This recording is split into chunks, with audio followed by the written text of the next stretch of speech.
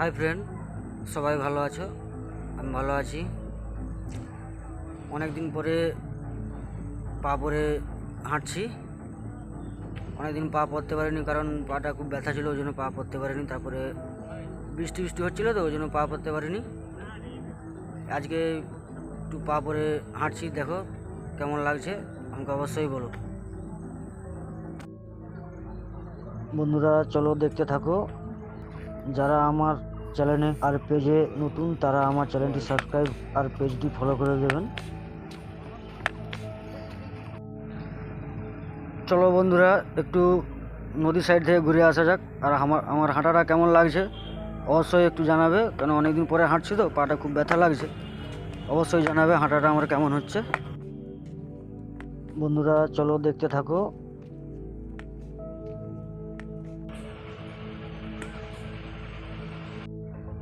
বন্ধুরা দেখতে পাচ্ছ আমরা নদী সাইডে চলে এসেছি।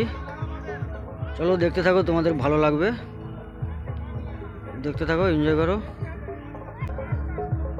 আর ভিডিওটি ভালো লাগলে লাইক, কমেন্ট, শেয়ার করতে ভুলবেন না। বন্ধুরা চলো দেখতে থাকো।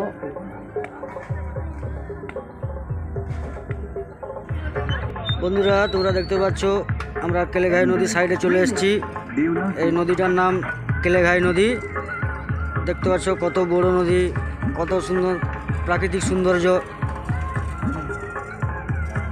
মেঘলা আকাশ, কুয়াশা ঘেরা, কত সুন্দর দৃশ্য দেখতে পাচ্ছ তোমরা। আর এই যে তোমরা বাঁশের পোলটা দেখতে পাচ্ছ, এটা চাবুকার খিয়া।